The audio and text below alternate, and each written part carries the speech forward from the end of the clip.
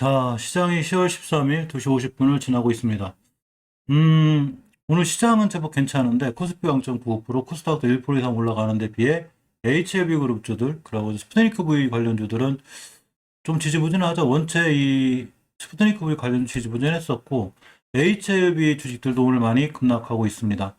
며칠 전에 그 7%대 들어온 이 공매도가 좀 신경이 쓰였는데, 약간은 이거는 좀 매도 좀 떨어지는 분위기고 역시 외국인 HLB 생명과학 같은 경우는 외국인 기관 매수는 좀 잡히고 이제 장 끝나봐야 정확히 집계는 되고 HLB도 보시게 되면 외국인 매수가 있죠. 근데 주식은 많이 떨어지고 있습니다. 이 대차 상환에 대해서 말씀드렸는데 서로 조금 이렇게 한쪽이 우세하다기보다는 대차 상환과 그리고 대차 이 거래가 다시 늘어나는 HLB를 보면 신규 수량과 상환 수량이 거의 비슷한 상황이고 HLB 생명과학을 봐도 역시 이렇게 신규 수량, 상한 수량이 큰 차이가 없는 약간의 신규 수량이 있는데 공매도가 좀 마음에 걸리죠. HLB 생명과학이 5%, 6%대 이렇게 나오고 있고 HLB도 공매도가 이렇게 7%대, 2%대 이렇게 나오고 있는데 어쨌거나 약간 밀리고 있습니다. 이 HLB하고 스푸트니크 V 관련된 장 마감과 관련해서 거의 한번 살펴볼 건데 지금 시간이 2시 50분, 이제 3시가 다 돼가기 때문에 거의 30분 정도면 장이 마감이 되죠. 오늘 시간별 투자 동향을 보면 역시 외국인들은 코스피 시장에서 엄청나게 팔죠. 다행히 기간이 마감으로 인해서 조금 버텨주고 있고 코스닥 시장도 역시 보시면 기간 외인 이렇게 같이 매수해주고 코스닥은 그래도 오늘 외국인이 매수세가 있어서 아까 제가 장중에 코스피 시장이나 코스닥 시장이 살아날 때 외국인 매수에 어쩔 수 없다 쳐도 그래도 기간이 받쳐주면 좋다고 그랬는데 기간이 들어옴으로 인해서 상당히 좀 살아났습니다. HLB 지지선 같은 게 굉장히 중요한데 장기적으로 추세를 유지해야 되는. 자, 우리는 HLB의 나노젠의 나노코박스에 대한 재료도 알고 있고 또 리보세라닙의 효능도 대해서 잘 알고 있죠. 물론 제 영상을 처음 보시는 분들은 아직은 이제 예전 영상들을 봐야 되겠지만 어쨌거나 이 나노젠 나노코박스에 대한 이 긴급 승인에 대한 기대감인데도 불구하고 밀리고 있습니다.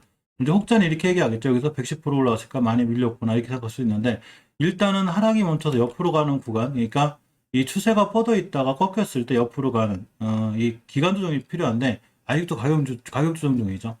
자, HLB 같은 경우 이 자리에서 봤을 때 보통 이제 100% 정도 올라왔기 때문에 당연히 조정이 들어왔는데 조정이 들어왔을 때 절대적으로 깨져야 될 월봉 5개월 선을 아직은 이탈 안 하고 있습니다. 35,400원대가 되고 20개월 선이 43,000원대가 되는데 이런 자리들을 이탈하지 않고 들어와 나갈 때가 매수 타이밍이 되고 여기가 깨면 20개월 선 깨면 다시 예전 저점까지 올 수 있기 때문에 기다렸다가 이 근처에서 추가 매수하시는 게 좀 더 낫고 자, 주봉에서 H의 5호선을 깰 때가 제가 첫 번째 이 추세가 깨지는 거라고 그랬죠. 이 추세가 깨졌고 제가 심하게 밀리면 이렇게 노란 선 이게 20주선이에요. 이 선을 지키고 돌아 나갈 확률이 좀 있습니다. 저까지 깨면 추세 크게 깨지죠. 자, 보통 주식 보게 되면 일봉에서도 5일선, 11선, 21선이 있는데 추세를 잘 타고 올라가다 21선을 지키고 돌아가는 경우들이 많은데 이게 주봉, 월봉에서도 결국 같은 원리로 움직이는 경우가 굉장히 많다는 얘기죠. 따라서 20주선의 가격이 44,000원대, 즉 5개월선 근처가 돼요. 이번 주 목요일하고 금요일날 여기를 터치하고 나갈 수 있고 여기까지 떨어질 수가 있으니까 지금 어쨌거나 추세가 우하향이라 이렇게 돌아가기 전까지는 아직은 성급하게 들어가지 않는 게 좋고 월봉에서 보면 5개월선 근처 여기를 찍고 나갈 수 있어요. 그러니까 꼼꼼히 좀 챙겨볼 필요가 있습니다. 일봉에서는 저점이 아직 안 잡히고 있죠. 지금 계속 떨어지고 있는데 이렇게 올라가다가 떨어졌을 때 이렇게 저점을 잡는 이런 구간이 필요한데 즉 가격 조정 위에 기간 조정 올라갔으니까 기간 조정이 좀 필요한 구간인데 아직 기간 조정이 들어오지 못하고 아직도 가격 조정을 하고 있죠. 장기적으로 지켜줘야 되는 추세 5개월선을 지켜주는 게 무조건 중요하니까 이번 오늘 저점이 45,700, 700원을 찍음으로써 여기를 딱 찍었거든요. 그러니까 내일이나 이번 주에는 반드시 저 자리를 지켜줘야 되는 게 굉장히 중요합니다. HLB 생명과학도 마찬가지로 주봉에서 보시면 이 5주선을 최초에 깰 때 위험하다고 그랬죠. 제가 이제 5주선 강조를 좀 많이 하는데 최초의 중기추세 하락은 5주선이에요. 이렇게 깨놓으면 이렇게 조정이 들어오니까 이제 일단은 조정이 들어왔을 때 이전에 깨지 않아야 될 자리들을 이탈하지 않는 게 무엇보다 중요한데 HLB 생명과학이 이 자리를 지금 깨고 있죠. 이렇게 보시면 이런 자리들이 되는데 지금 아슬아슬하게 깨고 있는 조금은 추세가 무너진 상황이라 이 자리를 목요일하고 금요일, 그러니까 내일하고 내일 모레 제가 찍어드리겠지만 요때 이거를 지켜주고 나가는 게 무척 중요합니다. HLB 제약도 당연히 밀리고 있죠. HLB 제약은 항상 말씀드렸듯이 월봉에서 꽤 많이 올라온 종목이기 때문에 항상 주의 깊게 봐야 되고 예전에 이 첫 번째 저항선인 지지선인 이 전저점, 전고점 이걸 깼기 때문에 더 무너졌고 이번 달에 이걸 못 들었죠. 그러니까 추세가 깨졌는데 이렇게 예전에 이 뚫어졌던 중요한 변곡점 자리들이 있어요. 이 자리를 깨면 안 되고 이번 달에 저점인 16,000원대를 깨면 그 위험해지니까 요거에 맞는 좀 대응이 필요해 보이고 거의 예전에 올라갔던 부분 거의 다 토해냈죠. 그래서 특히 이제 이 제약바이오주들 흐름이 요새 좀 더구나 안 좋기 때문에 이런 상황은 더 되는데 이번 달 말일상 5거래선이 올려놔야 되고 못 올려놓으면 이렇게 조정이 들어올 수 있고 지금도 꽤 심하게 들어온 편이죠.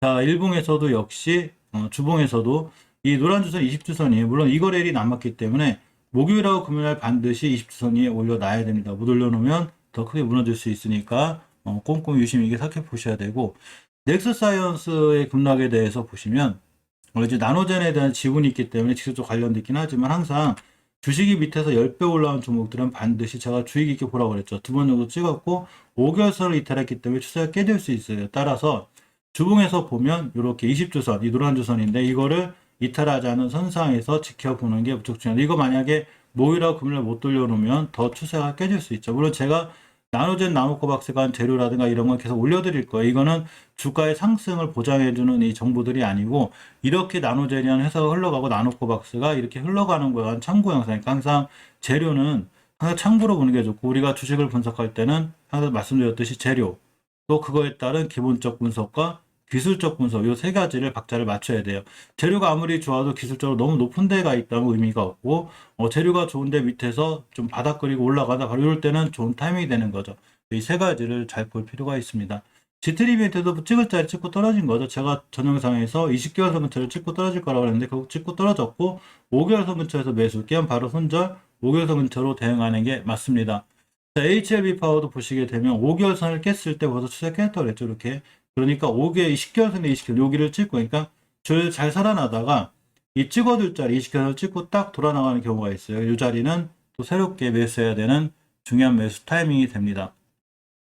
많이 밀리고 있긴 하는데 사실 HLB 같은 경우 예전의 자리에서 100% 더블 100%? 이 정도 올라왔기 때문에 당연히 조정이 들어오는 건데 단기 단타로 대응하시는 분들이야 뭐 이런 데도 많이 차익 실현하셨겠지만 중장기적으로 들어가시는 분들은 섣불리 일단 지금 분할 매수하시는 것보다 어느 정도 가격 조정이 끝나고 기간 조정으로 자리 잡고 턴해줄 때 요럴 때 추가로 더 매수해서 분할로 모아가는 게 중장기적으로 봤을 때는 좀 괜찮지 않나 이렇게 생각해 봅니다. 자, 이 매일 살펴보는 스푸트니크 V 관련주들에 있어서 조금 뜸하죠. 일단 프레시바이오 형제들을 좀 보면 주봉에서 이렇게 다중바닥을 잘 그리고 있던 종목들인데 그냥 급락했습니다. 미국의 머크사 얘기만 나오면 아주 백신주들이 크게 흔들리는데 사실 스푸트니크 V의 가장 큰 지금 단점이 WHO의 승인을 못 받고 있죠. 못 받다 보니까 당연히 미국을 못 들어가고 미국에서는 WHO 승인받은 백신만 받겠다. 그러다 보니까 시노팜, 시노백 사이가 안 좋은 중국 백신 맞은 사람들도 입국이 되는데 러시아가 WHO의 스푸트니크 V 승인이 안 나다 보니까 못 받았고 러시아 자국에서도 지금 다른 데로 백신을 맞으러 갈 정도니까 스푸트니크 V 관련해서 조금 이슈들은 안 좋은 게 사실이죠.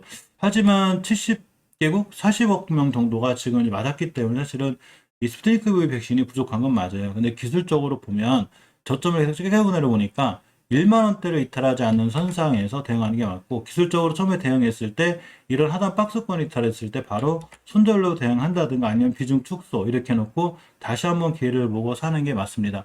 프레시바이오파마도 당연히 이 27,000원대를 항상 기준으로 박스권에서 왔다 갔다 하던 종목이었는데 이 자리를 이탈했으면 제가 항상 들었던 말씀이 자 박스권 하단 매수 깨면 바로 손절 손절을 안 하실 거면 꾸준히 조금씩 모아가는 게 제일 좋죠. 중장기적으로 프레시바이오파마랑 나는 이 주위에서 아주 좋게 본다. 중장기적으로 모아갈 거다 그러면 저점이 왔을 때마다 매달 조금씩 모아가는 이런 방법들이 좋아 보여요. 바이넥스도 역시 추세는 완벽하게 깨졌다고 그랬죠. 이때가 언제냐면 16년도 6월달에 이 자리를 절대 이탈하면 안 되는데 이렇게 이탈함으로 인해서 추세가 깨졌고 20개월 선을 회복해 주는 게 중요한데 아직은 회복 못 해주고 있습니다. 60개월 선까지 찍었기 때문에 이렇게 V자 반등을 하기보다는 아무래도 옆으로 즉 가격 조정이 끝난 후에 기간 조정이 필요한 거기 때문에 옆으로 꽤 오랫동안 좀 행보하다가 가지 않을까라는 이런 생각도 들고 휴메딕스나 히온스글로벌도 전체적으로 박스권을 다 깬 상태죠. 절대적으로 제 박스권 이탈하지 않아야 된다 그랬는데 이렇게 박스권 이탈하면 당연히 손절로 대응한다든가 아니면 일단 매도했다가 비중을 축소 매도했다가 다시 매수하는 이런 전략을 취하는 게 좋은데 일단은 박스권 하단 이탈했다는 거는 상당히 조금 우려가 되는 부분이라 물론 이 휴메딕스 같은 경우 실적이 계속 좋아지고 있긴 해요. 하지만 아까 말씀드렸듯이 기술적인 부분도 절대 무시할 수 없기 때문에, 왜냐면 내 계좌에 손실이 있기 때문이죠. 이렇게 긴 박스권에 있다가 이 자리를 깼다? 그럼 당연히 손절하고 그 다음을 보는 게 맞습니다. 당연히 저도 다 손절해놓고 기다리고 있습니다. 자, 이셉티스 같은 경우도 보시게 되면 절대 깨지 않아야 될 자리 하나가 있는데 이 자리를 깼죠. 보시게 되면 제가 이렇게 변곡점 자리가 있는데 이 자리를 깨고 내려오면 위험하고, 다음 달에 이 자리는 이제 지지선이 아니라 저항선이 돼요. 가격으로 12,000원대가 되는데 깼죠. 그러면 요 20개선까지 밀릴 수 있어요. 20개선 찍고 돌아나가면 한 번은 또 이 자리를 맞고 떨어지고, 쭉 시간이 걸리는 이런 상황이 돼 있습니다. 제테마도 오랜만에 보는데 역시나 월봉 고점에 있는 종목들이 이게 불안하죠. 거의 이제 5일짜리는 왔어요. 20개선 근처를 지켜주는 게 중요하고, 20개월선을 기준으로 잘 돌아나가면 되는데 찍었습니다. 저점이 26,000원, 20개월이 25,000원대이기 때문에 이 근처거든요. 25,000원 후반. 요거 찍고 돌아나가면 매수 깨면 바로 손절. 정 제테마를 사고 싶다면 이렇게 대응하는 게 맞고, 주봉에서 이때 5선 이탈할 때가 바로 박스권 하단 이탈, 즉 깨진 거죠. 스푸트니크 V 관련주는 전체적으로 박스권 하단을 다 이탈하는 상태이기 때문에 위험한 거고, 이 모든 종목은 이 대응할 때 이렇게 박스권에 주식이 놀고 있다 이걸 깼다가 일단은 손절 치고 생각하는 게 맞아요. 물론 고점에 올려가지고 손절을 못 쳤다면 이 뒤에 사람 아주 오래 같이 장기적으로 투자할 생각이 뭘까? 그게 아니면 위험하고, 월봉 고점은 제가 항상 조심하라고 그랬죠. 밑에서 10배가 올라왔을 때 그래서 아무리 좋은 뉴스가 나도 위험하다고 제가 말씀드린 적이 있습니다. 아이진 같은 종목들 보면 지금 굉장히 급락하고 있죠. 보시게 되면 제가 아이진도 계속 이제 좋은 얘기들만 하시는 분들이 있어서, 자, 이렇게 됐을 때 여기서도 좋은 뉴스는 계속 나죠. 그렇지만 제가 방송에서 맨날 3,000원짜리가 6만 원이 됐으니까 20배 가까이 올라가니까 조심해야 된다고 말씀드렸죠. 근데 여기서도 좋은 뉴스는 계속 나고 임상 승인 뭐 나고 나가는데, 물론 잘못돼서 떨어질 수 있는 거지만 많이 올라왔기 때문에 누군가는 차익 실현을 하는 거고 이렇게 무서운 거죠. 따라서 월봉 고점에 샀을 때는 바로 단기 단타 손절이 칼 같아야 돼요. 이렇듯이 월봉 고점에 대한 부담감은 꼭 갖고 주식을 하는 게 좋습니다. 제가 보통 매수하거나 괜찮다고 생각하는 종목들은 월봉 고점이 아니고 월봉에 이렇게 저점들, 이화전기 같은 경우도 심하게 밀리면 20개월선 찍고 나갈 수가 있고 깨면 요 밑에까지 올 수가 있는데, 20개월선 찍고 나갈 때 매수 깨면 바로 손절, 20개월선 지켜서 나가는 게 중요하죠. 그렇지만 다른 아이진이나 이런 것은 너무 높은 종목, 월봉이 높은 데가 아니기 때문에 추가로 분할로 모아가서 기다리면 큰 수익이 날 수 있죠. 월봉 고점에 있는 종목들은 추가로 모아가면 큰 손실이 나요. 이렇게. 그러니까 항상 월봉 고점에 있는 종목들은 분할 매수하는 게 아니라 그냥 손절 이렇게 하는 게 좋습니다. 자, 종근당 바이오도 이제 20개선까지 깨기 때문에 크게 무너지고 있고, 제약 바이오주들이 거의 엄청나게 심하게 다 무너지고 있기 때문에 이렇게 V자 반등을 딱 하기보다는 아마 옆으로 한참 오래 갈 거예요. 그래서 충분한 기간 조정이 이루어질 때 매수하는 게 좋고, 불용제약도 마찬가지로 20개선까지 다 깨고 내려왔기 때문에 이번 달에 못 돌려주면 역시나 제약 바이오주는 V자 반등보다는 전체적으로 옆으로 갈 수가 있습니다. 제약 바이오주의 전체적인 흐름들이 어떻게 되어 있냐면, 예전에 코로나 때에서 쫙 올라왔다가 이렇게 급락하고 있는데 이게 중요한 자리를 다 깨고 내려와요. 그러니까 이 친구도 여기서 이렇게 가기보다는 아마 갔다가 기간 조정을 할 수 있는 이런 형태들을 갖기 때문에 지금부터 내년 한 중반기까지는 고생하지 않을까 싶고, 옆으로 좀 가지 않을까 싶고, 내년 제가 생각하는 올해 하반기, 중반기는 아무래도 이 전기차 관련주나 이런 섹터들이 좀 올 것 같고, 내년 상반기는 대야 반도체 관련주가, 내년 하반기는 대야 제약바이오주가 다시 한번 기간 조정을 거치며 돌아나가지 않을까라는, 어디까지나 제 생각이고 모든 투자에 대한 판단과 책임은 본인에게 있습니다.